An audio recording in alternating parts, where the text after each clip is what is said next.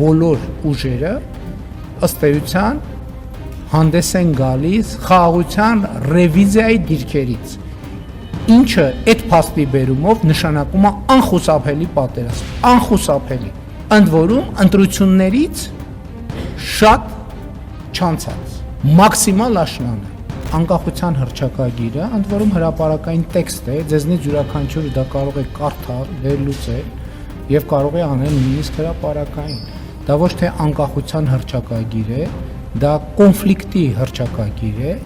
եւ արդյունքում կախվածության հռչակագիր է։ Այդ այսօրվա ընտրանքի իշխանություններից որևէ մեկի պայմաններում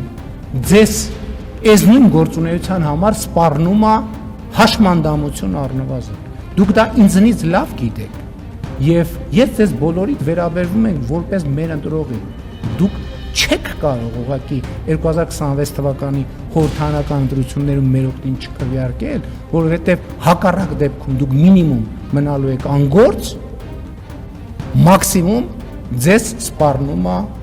հաշմանդամության գուցե թեթև, բայց կար, եթե շարունակեք օգտվել այնպես ձեր խոսքի ազատության իրավունքից, ինչպես հիմա եք օգտվում։ Կամ ասում են Արարատը մերն է, դա դիվանքը մերն է, դա պատերազմ է։ Իրենք պատերազմից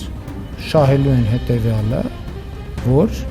լինելու են ֆորպոստի եւ ոչ թե պետության կառավարիչ, որովհետեւ ժամանակը ցույց է տվել, որ դա իրանց ֆինանսապես ձեռնտու է։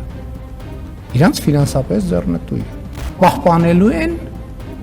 որոշ երկրներում իրանց ունեցած միլիարդները, որովհետեւ նրանց ուղարկել են ստեղ, ասել են խնդիրը չլուծեք, այդ ձեզ ֆորմալ ինչ որ ձեր անունով է գրած, այլևս չի լինի։ Այդ մարդկանցից այդ հիմնական ուժերը երեքն էլ, ով որ այդ դիրքից հանդես է գալիս, միլիարդների բան ունեն, ունեցվածք ունեն Ռուսաստանում եւ Բելարուսում, միլիարդների ունեցվածք ունեն, իրանք խնդիր ունեն Հայաստանը պահել ծայրագավառի կարգավիճակում, ինչպիսին եղել է իրանք իշխանության շրջանում։ Իրանք տեսնում են, որ Հայաստանը անկախացել է եւ խնդիր ունեն դրա հետ։